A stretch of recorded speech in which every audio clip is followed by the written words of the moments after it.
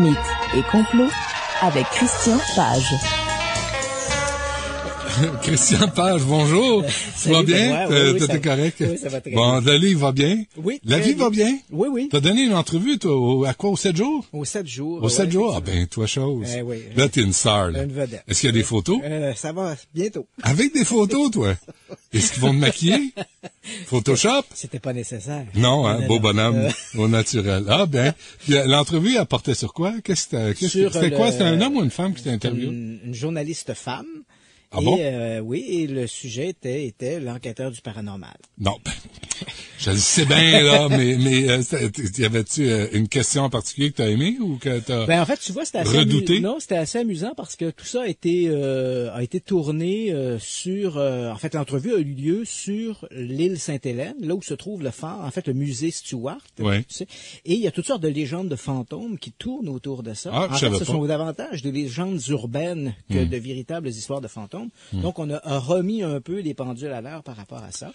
Et puis, bon, ben, j'ai parlé de ma propre expérience comme enquêteur et effectivement de cette volonté d'essayer de séparer les légendes urbaines des faits vérifiés. OK, dis-moi la vérité. Lui as-tu montré ton chupacabra?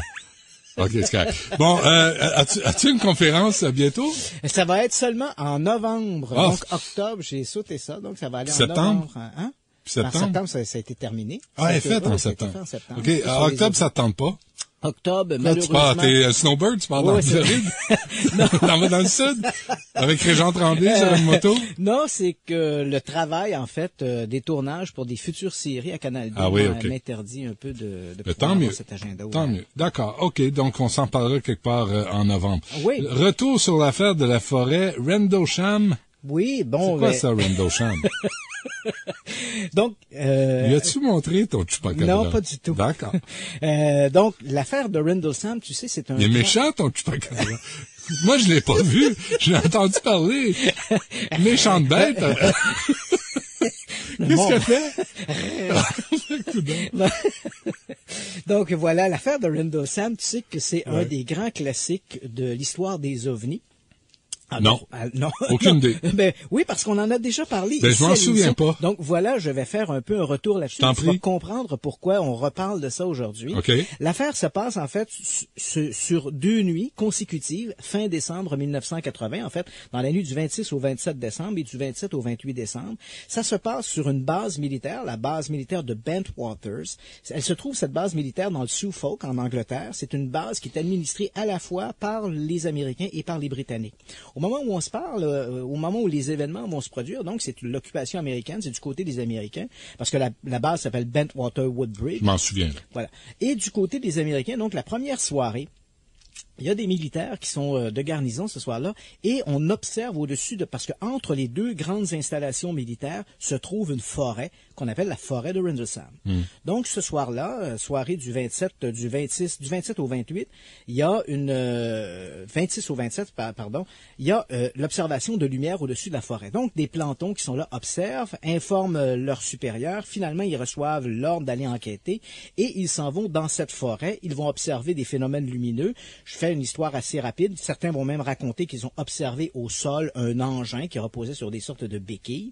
Le lendemain, un rapport de ça est fait. Ça va remonter jusqu'au commandant de la base, le lieutenant-colonel Charles Halt. Et ce second soir, de nouvelles lumières vont être observées au-dessus de la forêt de Rendlesham. Halt va décider avec ses hommes de se rendre sur place et ils vont déplacer des équipements avec eux, notamment des groupes électrogènes, qui vont rapidement tomber en panne. Halt et ses hommes se dirigent dans la forêt et là, à un moment donné, ils observent une sorte de sphère lumineuse. Halt dira plus tard que cette sphère a à peu près la taille d'un ballon de basket. Elle se promène, elle flotte entre les arbres. Ah, pas plus gros que ça? Non, et elle se promène entre les arbres comme s'il s'agissait d'une sorte d'œil électronique. Elle va à un moment donné exploser et là, des rayons lumineux, des faisceaux lumineux vont être braqués vers le sol comme si cette intelligence, entre guillemets, cherchait quelque chose. À ce moment-là, malheureusement, pas de photographie, pas d'appareil pour filmer, mais Halt a avec lui son magnétophone, un dictaphone sur lequel il prenait des notes. Et là, il décide, heureusement, de livrer ses témoignages sur le vif. On parle de quelle année, On parle de 1980. Okay. Et là, donc, on va entendre ce petit extrait de Halt qui va livrer ses commentaires au moment où le phénomène se passe devant lui. Et on va ressentir aussi ses impressions. Donc, on écoute ça, ça dure quelques secondes. First night bird we've seen. We're about 150 or 200 yards from the site. Everything else is just deathly calm. There is no doubt about it. There's some type of strange flashing red light ahead. It's yellow. I saw a yellow tinge in it, too. Weird. It appears that you may be moving a little bit this way. Yes, it's brighter than it has been. Yellow. It's coming this way. It is definitely coming this way. Pieces of it are shooting off. There is no doubt about it. This is weird. To the left. Yeah, definitely moving left. Two lights. One light to the front, one light to the left. Keep the flashlights off. There's something very, very strange. Get the headset on and see if it gets any stronger. Okay. Give us your rundown. Notation that this is on a beta reading, too. It's on a beta reading? Beta still has been removed. Okay. This is falling off it again. But it just moved to the right. Yeah. Off to the right. Strange. Oh, we don't want to go left.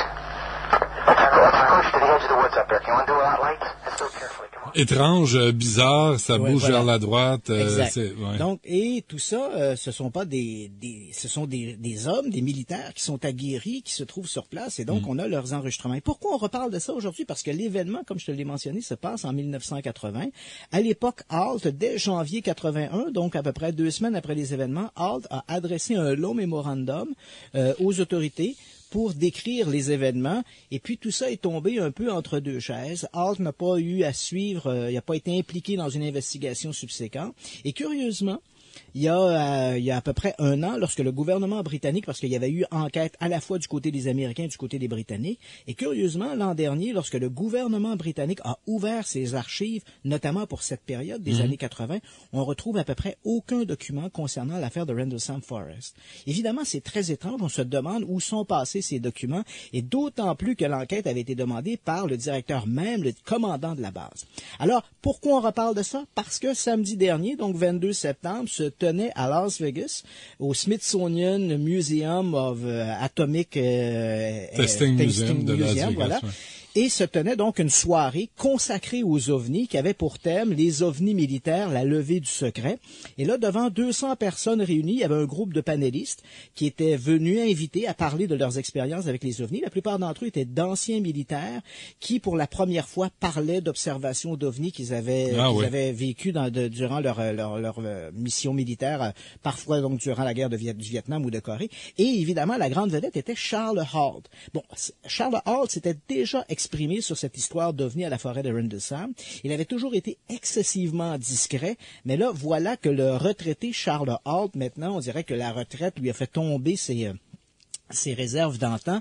Donc, Halt y est allé d'une levée de bouclier, d'une charge contre l'armée américaine, les accusant non seulement d'avoir volontairement cherché à étouffer l'affaire de la forêt de Rendlesham, mais Halt ajoute qu'il est convaincu, persuadé par ses échanges qu'il a eus avec les hauts dirigeants, qu'il existe aujourd'hui dans les arcanes du Pentagone un groupe dont le travail est de supprimer, dissimuler toute information concernant les ovnis. Ovnis, d'ailleurs, que Halt met entre guillemets, qui pourraient être tout aussi bien des visiteurs extraterrestres que des visiteurs d'une autre dimension.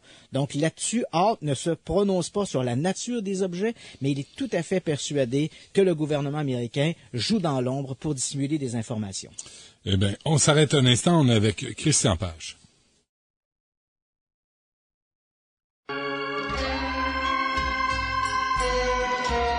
Mythes et complots avec Christian Page.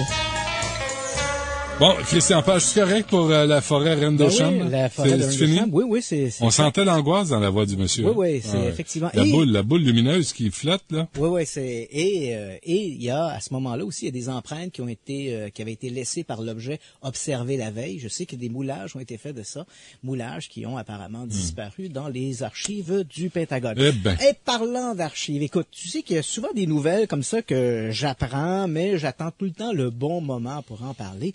Et puisque le colonel Halt nous a ouvert la porte sur la publication des archives, la volonté de simuler de l'information, tu sais que 2012, c'est le 65e anniversaire de l'ère moderne des ovnis. Donc, plusieurs trucs se sont faits cette année-là, cette année.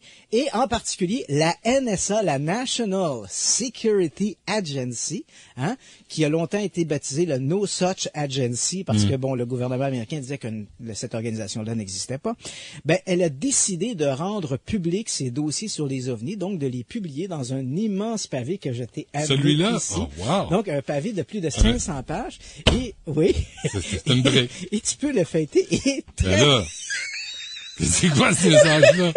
C'est des pages.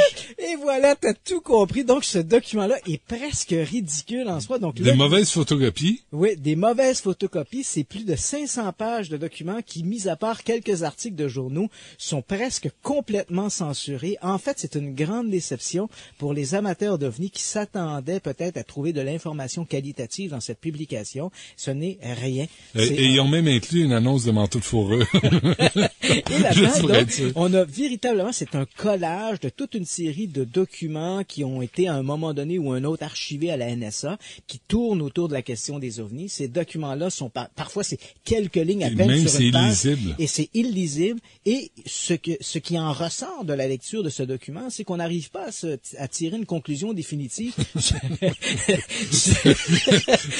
La page 287, et là, t'as une en-tête illisible, et là, t'as des traits de crayon. Et donc, ce document-là, bon, on ne sait pas quelle était la position de la NSA par rapport à ça.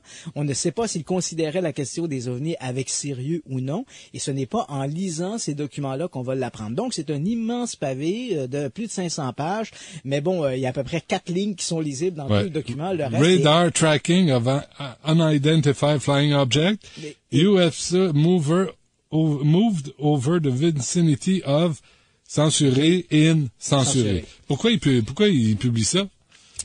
J'imagine qu'on voulait faire l'exercice. Donc, pour les gens qui s'intéressent à la question historique des ovnis, on peut quand même se procurer le document. Ça fait beau dans une bibliothèque.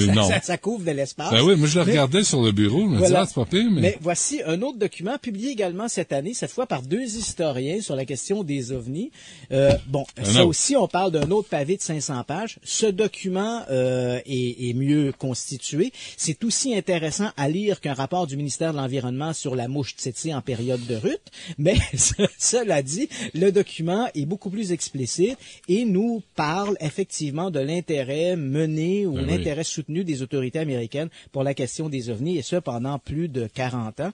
Donc, c'est plus intéressant. Donc, pour ceux qui s'intéressent vraiment à la question des ovnis, oui, absolument. Donc, c'est UFO and the Government, c'est écrit par 2 historiens. Donc, c'est un ouvrage excellent pour ceux que l'historique des ovnis intéresse. Pour ce qui est des documents de la NSA, tu l'as bien compris, mieux vaut s'en passer. Parce qu'on Combien ça t'a coûté, ça? Ça coûte près d'une $60 cet ouvrage-là. Quelle arnaque. Quelle bande de bandits. Je te jure, OK. C'est quand même incroyable. Oui. Quoi, c'est assez pour NSA? Oui, donc c'était une blague. No such agency. No such agency pour la NSA. Écoute, puisqu'on parle d'OVNI, je vais finir ce petit bloc-là sur les OVNI avec une petite nouvelle. Est-ce que tu as déjà entendu parler des fusées fantômes?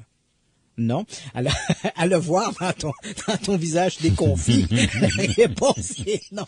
Donc, les fusées fantômes, tu sais, lorsque l'on parle, j'ai mentionné qu'on fêtait cette année le 65e anniversaire de l'ère moderne des ovnis. On s'entend pour dire que le phénomène débute dans la presse occidentale en 1947. Mais déjà au lendemain de la Deuxième Guerre mondiale, 45-46, il y avait quand même des observations de phénomènes aériens inexplicables, et à travers ça, on retrouve ces histoires de mystérieuses fusées. C'est comme ça qu'on les décrivait à l'époque. Des fusées donc observées au-dessus des pays scandinaves. À l'époque, on avait cru que les Soviétiques avaient récupéré des savants allemands, faisaient des tests avec des fusées V2, mais tout ça n'a jamais été prouvé. Quoi qu'il en soit, ces fameuses fusées fantômes n'ont pas été vues qu'en 1946, donc à partir des années 50, 60, 70, même si les observations ont diminué, elles ont quand même perduré. Et puis, l'une de ces observations les plus connues est celle du 31 juillet 1980. Ce jour-là, donc, un couple qui se trouvait près d'un lac, le lac Namajor, dans le nord de la Suède, affirme avoir vu un engin qui ressemblait au départ, lorsqu'ils ont observé l'objet, ils ont eu l'impression qu'il s'agissait d'une sorte de missile, un peu comme un missile cruise. Et puis à un moment donné, ce missile, il y avait 2 renflements de chaque côté, comme des sortes de tubulures. Ce missile s'est arrêté en cours de route, a fait un virage de 180 degrés, s'est posé sur les eaux du lac Namajor pour y sombrer. Donc, je sais pas qui était le pilote, mais mauvais choix. Donc, l'objet se pose sur le lac Namaja et disparaît. Donc, le dans concept de l'eau leur était étranger. Donc, cette histoire-là circule dans les milieux de l'ufologie scandinave depuis les années 80. Et puis, voilà qu'il y a quelques semaines, un groupe d'ufologues scandinaves se sont réunis, se sont rendus au lac Namajar. Ces gens-là avaient avec eux des magnétomètres pour essayer de détecter des sources métalliques sous les eaux du lac. Et ils avaient également avec eux une équipe de plongeurs professionnels. Ils se sont donc rendus là-bas. Ils ont passé 3 jours à fouiller les eaux du lac. Malheureusement, ils ont dû abandonner leur recherche parce que le lac est une véritable tourbière et ça rendait à peu près impossible toute vérification visuelle.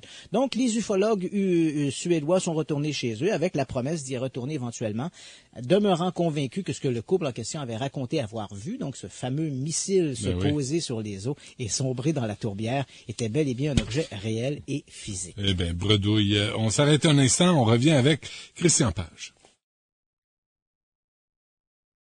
Pour suivre Benoît Dutrisac sur Twitter, twitter.com/Dutrisac. Avec Christian Page. Christian, dernier sujet, les voix de l'enfer. Ben oui, les voix de l'enfer, depuis 3 ans. C'est quoi ça? Oui, c'est ça, depuis 3 ans que je fais cette chronique. Il y a des gens des auditeurs qui m'ont écrit pour me parler de cette histoire des voix de l'enfer. Et puis bon, ça avait jamais donné que j'en parle. Mais là, encore cette semaine, on m'est revenu avec cette histoire-là. J'ai dit, bon, ben, on va en parler. Coudon. Ben, coudon. Hein? Donc, ces bruits de l'enfer, c'est une rumeur qui circule dans Internet en particulier depuis la fin des années 80. Donc, grosso modo, l'histoire, il existe plusieurs versions, mais l'histoire la plus connue est la suivante. Donc, à la fin des années 80, quelque part en Sibérie, un groupe de géologues soviétiques aurait percé, donc ils faisaient un forage, et puis arrivé à une profondeur d'à peu près 14 kilomètres de profondeur, la mèche de forage aurait percé et tombé dans une sorte de cavité vide. À ce moment-là, la température a augmenté d'un seul coup. On a atteint des températures de l'ordre de 1100 degrés centigrades. Intrigués, les scientifiques qui travaillaient sur le forage en question ont décidé de descendre dans ce trou des appareils acoustiques et des appareils pour faire des relevés. Donc, on prend tout cet attirail, on descend ça, et puis voilà qu'arrivé à cette profondeur, on tombe dans une sorte de poche, comme je l'ai mentionné. On avait une température qui était infernale, et puis ensuite, on aurait capté des sons qu'on a enregistrés. Donc, ces sons-là, on va les entendre dans quelques instants. Donc, ces sons-là ont commencé à circuler, surtout dans les milieux, parce que là, ça ressemble à des sortes de hurlements. Certains ont soutenu que c'était peut-être des voix de gens en enfer, des bruits de l'enfer. Cette histoire-là a surtout été récupérée par les milieux, je dirais, fondamentalistes religieux aux États-Unis, qui considéraient cette histoire-là comme étant la preuve matérielle de l'existence de l'enfer. Mais ça restait excessivement marginal. Et puis, voilà qu'au milieu des années 2000, donc c'était une histoire qui avait, comme on dit, low profile. Et puis voilà qu'au milieu des années 2000, Art Bell est un animateur américain qui a longtemps animé une radio qui s'appelle Coast to Coast, une émission de nuit qui est consacrée aux phénomènes mystérieux et étranges. Et voilà qu'en 2006, Art Bell décide de présenter un extrait de ces fameuses voix de l'enfer qui, pour la plupart des internautes, étaient inconnues. Alors, on va entendre cet extrait de Art Bell qui nous présente les voix de l'enfer. Est-ce que je vais avoir peur, là? Oui. D'ailleurs, il nous le dit, hein. Okay. On va même entendre sa mise en garde pour l'occasion. Alors, on écoute Art Bell qui nous présente les voix de l'enfer. I warn you, what you are about to hear is very disturbing indeed.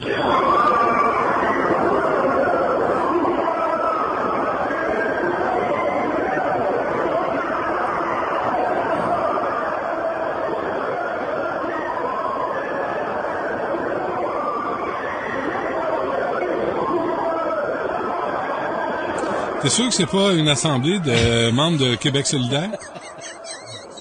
J'aurais pu dire du Parti libéral. Ou des gars qui donnent de l'argent à la mafia. Oui. Qui n'ont pas payé dans les bars. Ah non. Alors ça, c'est les voix de l'enfer. Donc, c'est ça. Donc, cet enregistrement de voix, je ne sais pas si tu as été terrifié, je le vois là sur... J'ai trembloté, oui. Ouais, donc ces voix, on doit se poser la question, sont-ce les voix des damnés qui brûlent quelque part en enfer? Et certains le croient, mais en réalité, il s'agit d'un canular qui a été hissé au rang de légende urbaine. Et les voix en question, en fait, proviennent d'un extrait audio d'un film de 1972 qui a été réalisé par Mario Bava, qui est en fait le maître de l'horreur du cinéma italien. Le film en question s'appelait Baron Blood. C'est un film qui avait d'ailleurs été inspiré de l'histoire de Gilles de Rais. Donc, on entend cet extrait-là. Bon, grosso modo, c'est l'histoire d'un Gilles de Rais qui écrivait des histoires d'horreur. Non, Gilles Non? de Rais était un maréchal français qui a été compagnon de Jeanne d'Arc et qu'on suspecte d'avoir assassiné des centaines d'enfants dans le cadre de rituels sataniques. Il y a un autre trait qui a écrit des histoires d'horreur. En tout cas, bref. Bref. Okay. Et donc, oui, non, tu m'en as parlé, Gilles de Rais. Donc voilà, ce Gilles de Rais disait concocter avec le diable, pactiser avec le diable, un démon qui s'appelait Baron. Et c'est donc en s'inspirant de l'histoire de ce démon Baron que Mario Bava a fait son film qui s'appelle Baron Blood. Donc Baron.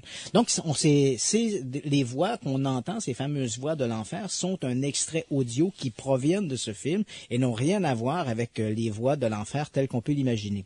Toutefois, précisons, il y a un toutefois, cette histoire de forage qui nous a emmenés jusqu'en enfer n'est peut-être pas tout à fait que de la fiction. L'histoire pourrait avoir été inspirée du fait qu'en 1989, c'est vrai que des scientifiques russes ont fait un puits très profond, en fait à 8000 de profondeur, donc tu t'imagines, c'est quand même très profond. Et ça, ce puits-là a été creusé à la frontière de la Norvège et de la Finlande sur la péninsule de Kola.